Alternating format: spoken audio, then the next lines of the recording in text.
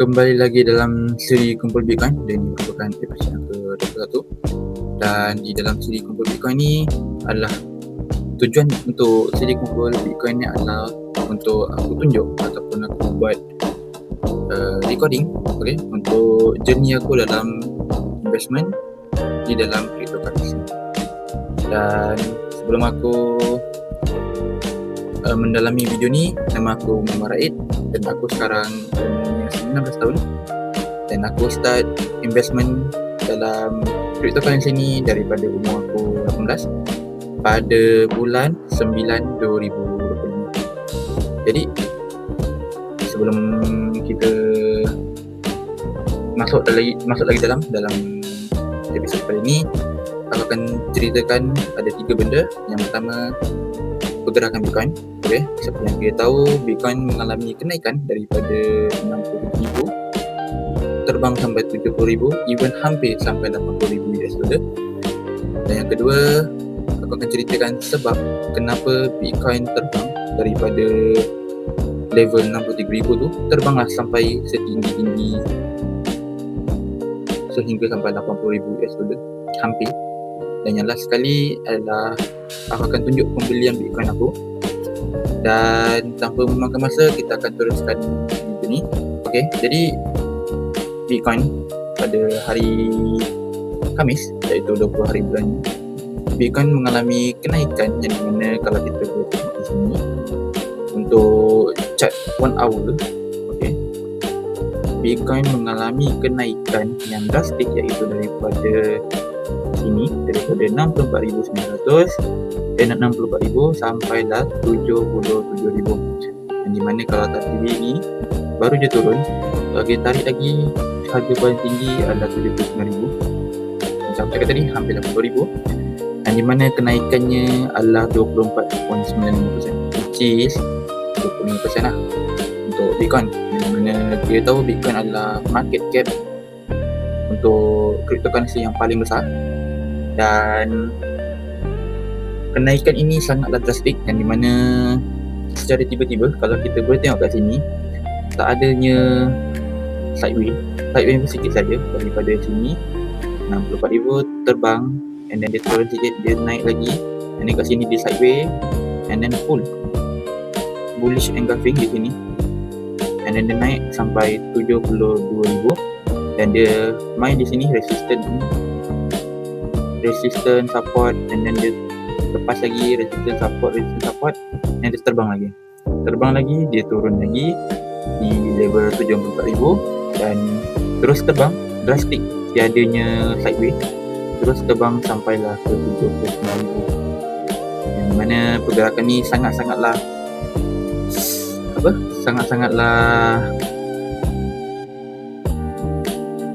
drastik, okay. Dan ini untuk Bitcoin. Dan kita boleh tengok untuk coin lain juga macam Ethereum.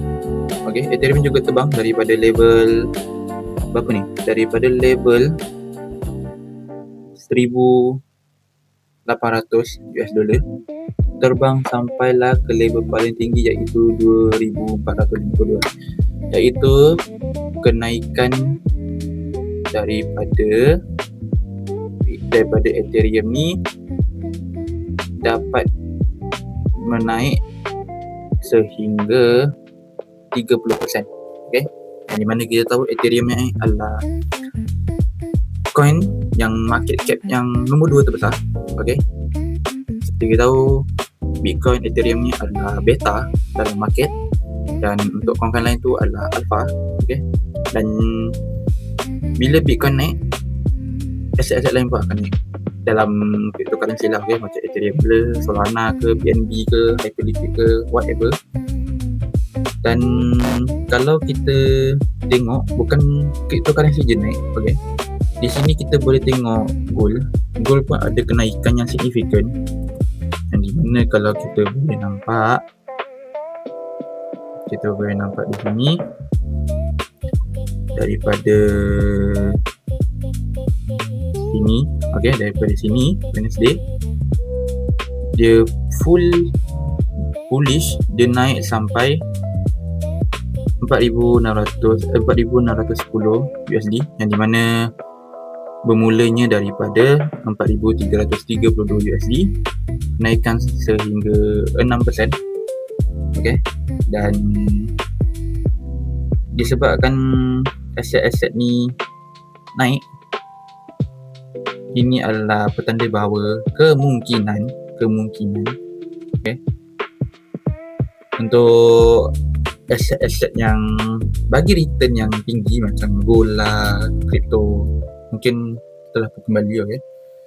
Sebab apa? Sebab kalau itu pada hari Khamis, okay, 20 hari bulan, kalau kita boleh tengok S&P 500 mengalami penurunan dulu tau.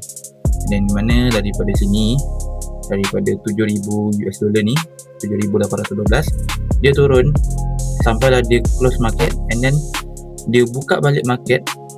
Okay, untuk 18 Ogos ni dia mula dengan sideways.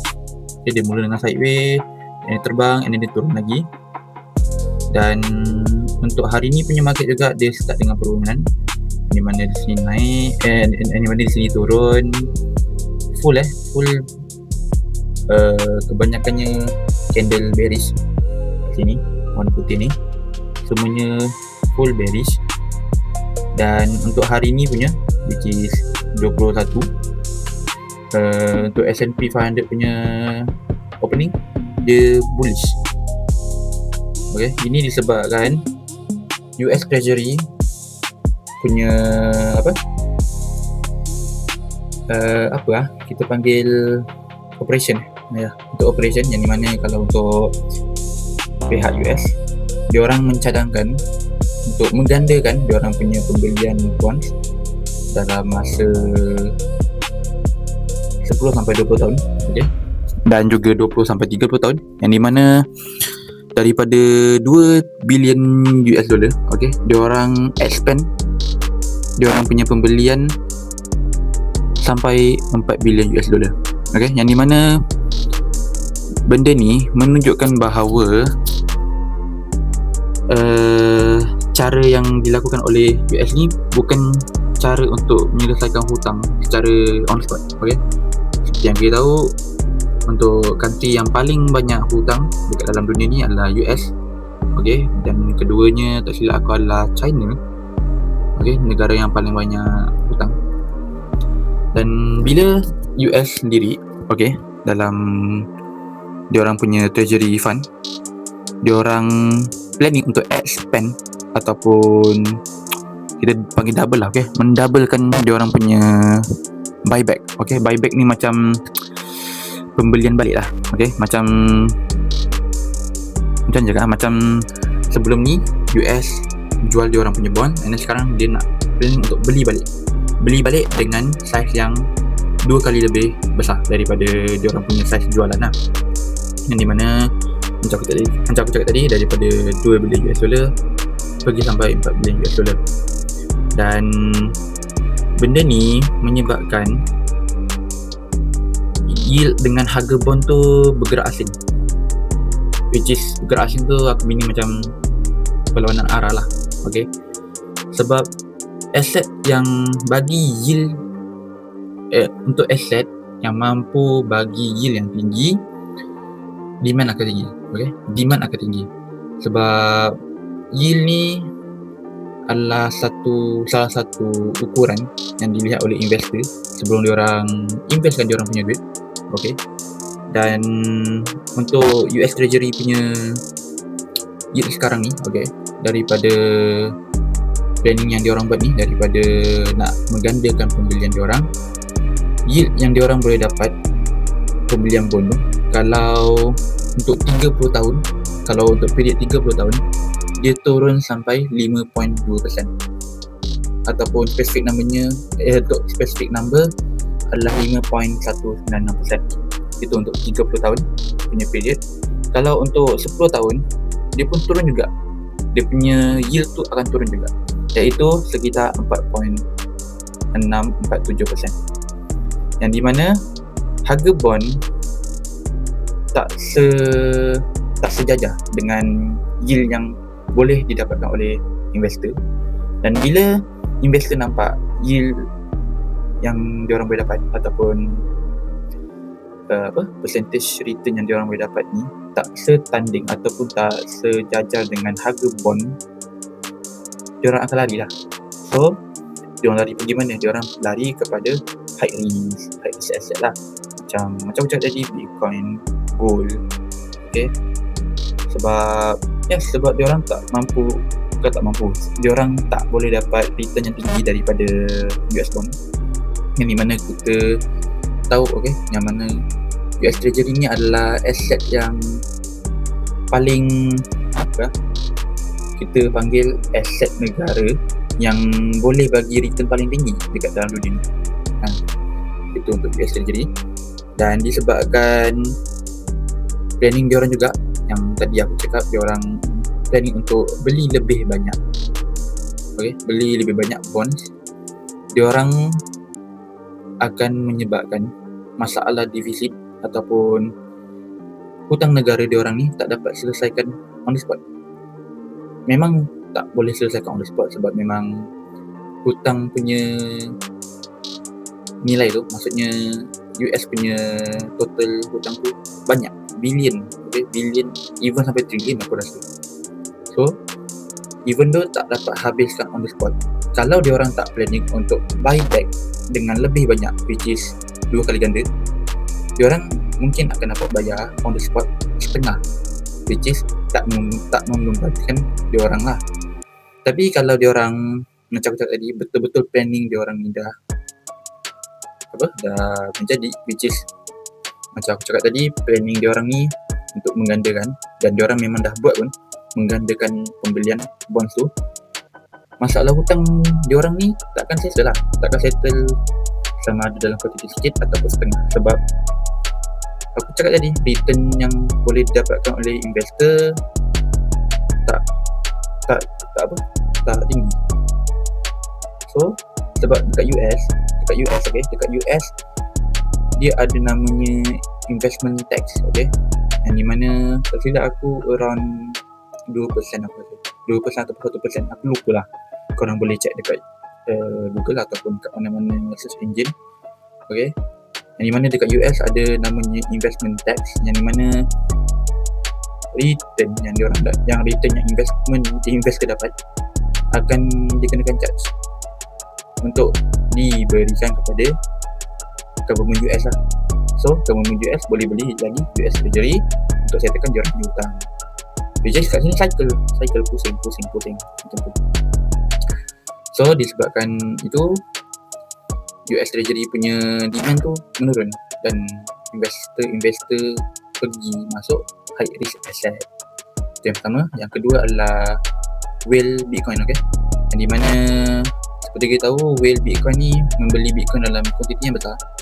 Dan seperti yang kita tahu juga, untuk Bitcoin ni market cap dia, macam aku cakap, terbesar untuk ekosistem cryptocurrency, yang di mana market cap Bitcoin ni 1 trilion US dollar, yang di mana pergerakan yang masif seperti ini berlaku disebabkan adanya whale ataupun adanya pembeli yang membeli Bitcoin dengan kuantiti yang banyak, which is maybe around 2 trillion US dollar. Who knows sebab untuk gerakkan market Bitcoin ni sangat susah sebab market cap dia besar. Even though market cap untuk Ethereum pun besar, nak gerakkan pun susah, perlukan duit yang banyak untuk gerakkan market Bitcoin dan juga Ethereum lah.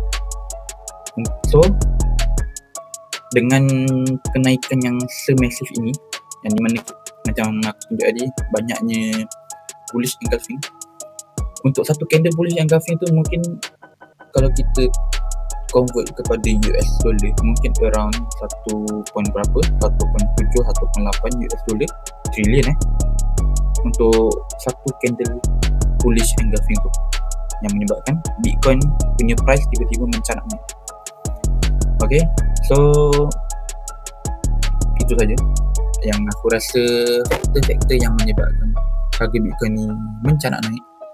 Dan aku percaya bilanya seperti ini, harga Bitcoin tiba-tiba mencanak naik, orang semua FOMO untuk membeli Bitcoin balik.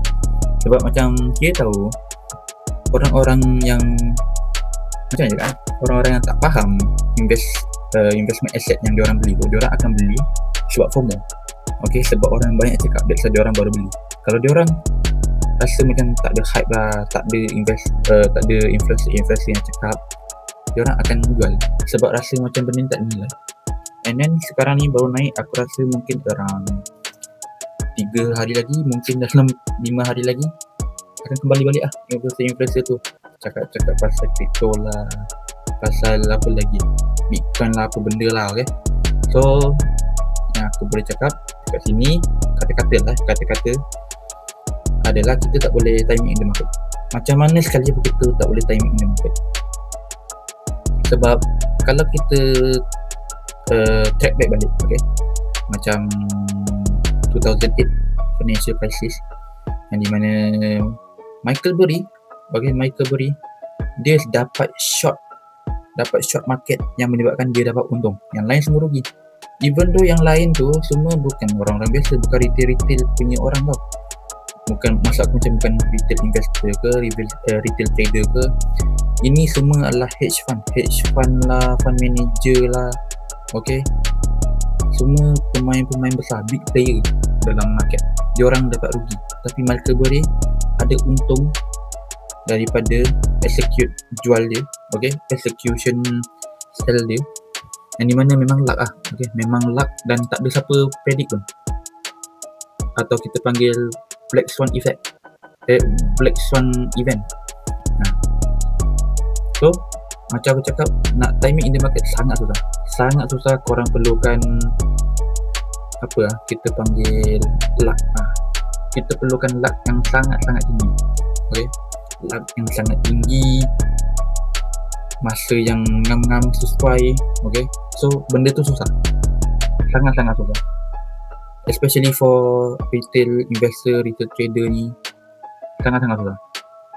Sebab kita ni pemain kecil dalam market. So untuk dapat information alpha ni bukan cakap susah lah, tapi tak se effective, tak fully efficient. Okay, information yang kita dapat tu berbanding dengan fund manager apa semua, yang dimana diorang ni player besar dalam market. So memang kita tak boleh timing in the market, tapi kita boleh predict in the market.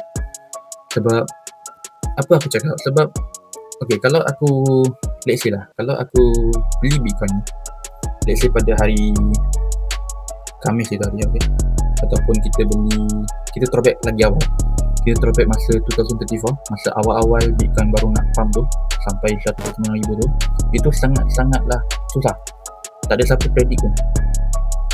So memang aku cakap sangat susah. Tapi kalau kita ready in the market, contoh even sebelum kenaikan Bitcoin tu secara mendadak, kita membeli secara konsisten, accumulate sikit. Nah, dekat situ kalau kita untung, kalau lah ada luck, tiba-tiba Bitcoin naik, kita still dapat untung. Bahkan kita dapat untung lebih daripada kita punya accumulation, daripada sikit tu. So korang boleh tahu lah kenapa aku cakap kita tak boleh timing in the market, tapi kita boleh ready in the market. So aku rasa itu saja untuk penerangan aku, dan right now kita akan membuat pembelian Bitcoin. Okay, jadi kat sini kita beli Bitcoin pakai Hatta. Okay, kalau korang boleh nampak kat sini, dia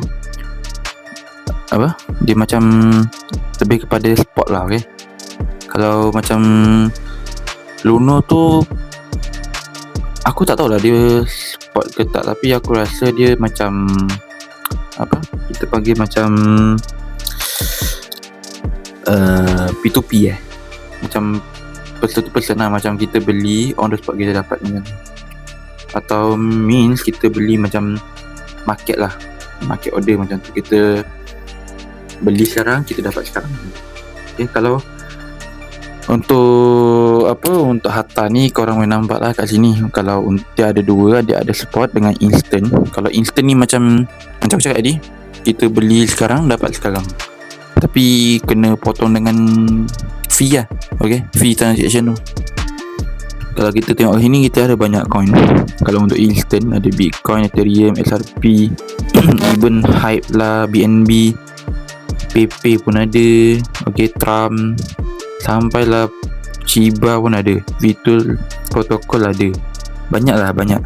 Tapi macam aku cakap tadi, untuk korang beli suatu aset tu, do your research lah. Okay, so kat sini kita beli instant. Okay, instant buy. Kalau beli spot, okay, beli spot ni pun sama juga, cuma dia macam looks dia macam susah, tapi actually senang. Dan maybe kita akan beli pakai spot. Okay, kita beli pakai spot. So contoh, kita beli Bitcoin kat sini. Okay, first kali aku akan explain apa benda tu limit, apa benda market, apa benda slot limit. Okay, first kali limit ni macam contoh for example, aku kasih gambaran. Okay, contoh kau nak beli nasi lemak. Okay, kau nak beli nasi lemak ni. Okay, kau nak beli nasi lemak dekat harga RM5. Okay, tapi sekarang harga nasi lemak ni baru RM2, belum naik lagi sampai RM5. Okay, so kau tunggu bila kau set limit. Okay, limit order untuk korang contoh nak buy kan. Contoh kau tunggu nasi lemak tu daripada RM2 sampai RM5. Okay, contoh sampai RM5 lah. Bila sampai RM5 tu, itu automatic korang akan beli. Sistem akan automatic akan tolong korang untuk belilah macam tu. Sama juga dengan sell lah.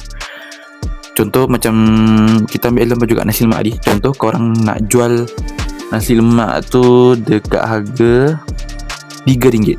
Okay, tapi nasi lemak punya price sekarang RM6. So kau tunggu harga nasi lemak tu daripada RM6 turun sampai RM3. Nah, nanti sistem akan automatic tolong kau untuk jual nasi lemak tu. Macam tu, sama. Dia definition tu sama, tapi buy and sell tu situationnya beza. Okay, itu untuk limit. So untuk market ni apa? Market ni macam, aku boleh cakap macam instant lah. Okay, instant, I mean mungkin dia punya lain punya nama mungkin instant lah, yang dimana korang boleh beli asset tu on the spot. Contoh macam nasi lemak tadi. Contoh nasi lemak tu harga RM2, korang boleh beli on the spot RM2 juga, dan tiba-tiba nasi lemak tu terbang harga dia. Nah, itu untuk market lah. Okay, and then untuk sell pun sama juga. Contoh korang nak sell nasi lemak tu dekat RM6, automatic korang akan automatic akan jual lah kat sana. Okay, RM6 tu untuk nasi lemak tu, dan akan terus turun lah. And then kat sini korang boleh boleh set korang punya persen tu, macam berapa banyak percentage yang korang nak beli daripada total korang punya capital. Okay, macam kat sini RM52 aku ada kan, RM53. Contoh kalau aku pergi sini, drag ni semua ni, ni semua total duit aku beli semua untuk Bitcoin ni. Okay, so untuk market, itulah dia punya definition. Stop limit. Okay, stop limit ni apa? Stop limit ni apa? Macam dia macam limit tadi, tapi dia ada stop limit ni, macam dia ada trigger. Dia macam ada alert. Contoh macam aku kasih example macam nasi lemak tadi. Contoh korang nak beli nasi lemak tu dekat harga RM5 tadi. Macam skenario limit tadi lah aku cakap. Contoh harga nasi lemak ni dekat RM3. Korang nak beli nasi lemak tu dekat harga RM5. Okay, bila nasi lemak punya price tu daripada RM3 naik ke RM4, kalau untuk stop limit dia ada trigger. Dia akan bagi kau alert lah, macam bagi kau notification. Okay, nasi lemak ni sekarang dekat RM4. So nanti kau boleh standby untuk kau execute pembelian nasi lemak tu dekat harga RM5. Macam tu. Tapi yang bezanya itu ya, dia ada alert lah.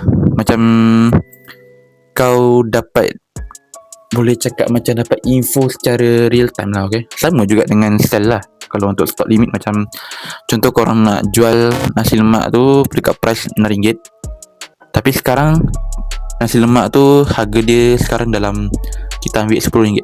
Okay, bila harga nasi lemak tu daripada RM10 turun sampailah jadi RM8, okay, sistem akan bagi tahu kau, sistem akan bagi kau alert, okay, nasi lemak ni sekarang price dekat RM8. So kau boleh standby nanti untuk kau execute secara manual untuk menjual nasi lemak tu dekat market. So macam tu lah. Okay, yang bezanya itu je untuk start limit dengan limit. Yang bezanya, kalau limit dia just macam kau set price, nanti sistem tu akan tolong kau beli, sistem tu akan tolong kau jual. Macam tu je.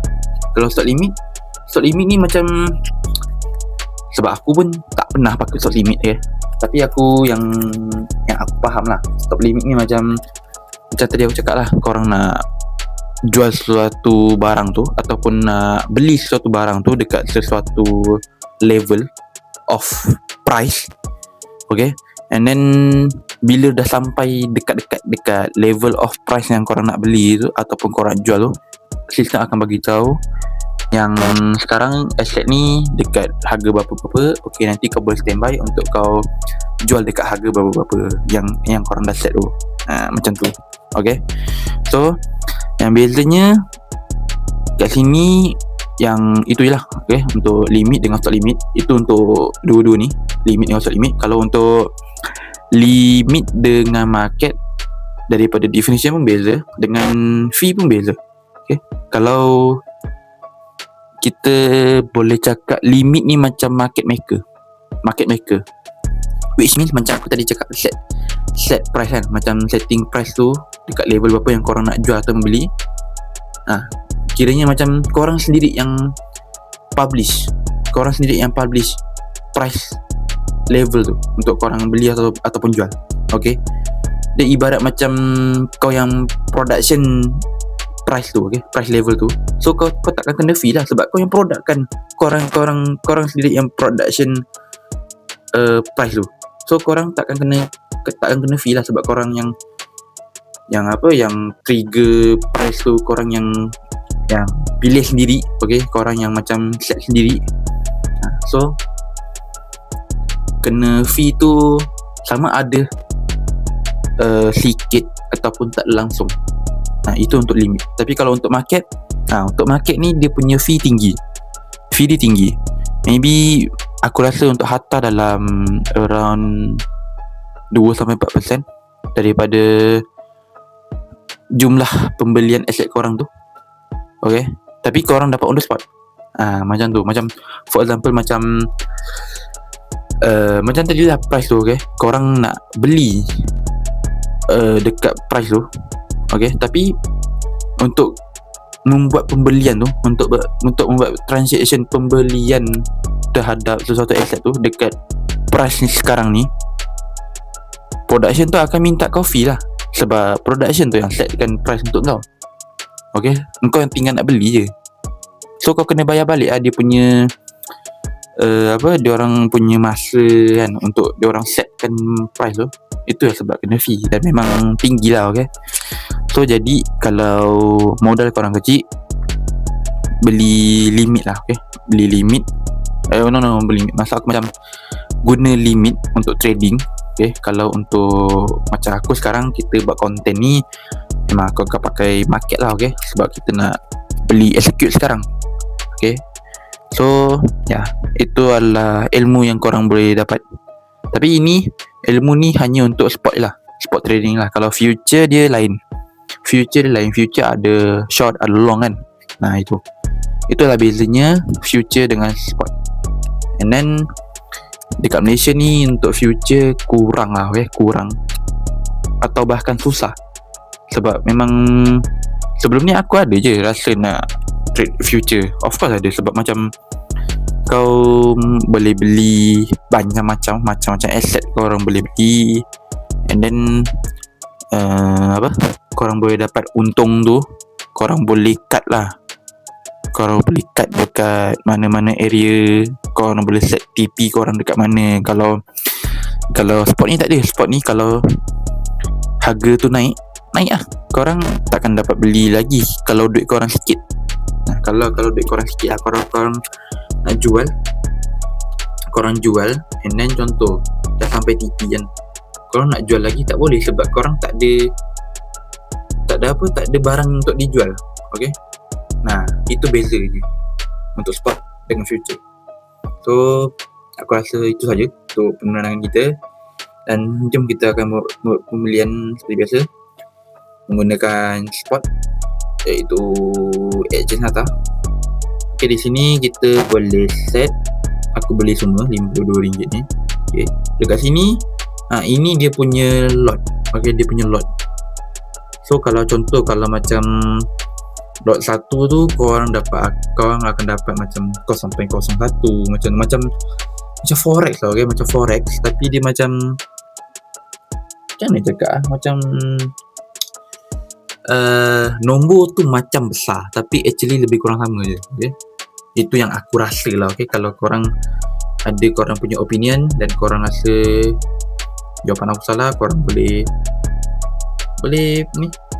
letak dekat komen. Okay, so kat sini aku akan letak lot 10. So memang biasa aku pakai lot 10 even dekat trading kali pun. So kita tekan market, kita dah set market apa semua, dah check. Okay, so sekarang kita buy, and then dia akan keluar notice market order execute at the best available price. Okay, due quantity request and available liquidity. Okay, so and then dia cakap the final price may differ significantly sebab market order yang dimana kita beli ni sekarang. Kalau kita yang macam aku cakap tadi, kalau kita yang set sendiri tu, dia orang takkan price tu fee tu takkan tinggi ataupun bahkan tak ada. Okay, so kita proceed, and then dah kita pembelian Bitcoin kita sekarang dah pun terbeli. Okay, di sini kita boleh check crypto kita sekarang untuk Bitcoin RM96 aku ada, iaitu around 0.320808. Okay, itu untuk kata lah. Okay, untuk aku punya exchange trading. Aku rasa sampai di sini saja untuk video kita pada kali ini, dan sampai jumpa di episod Kumpul Bitcoin yang seterusnya.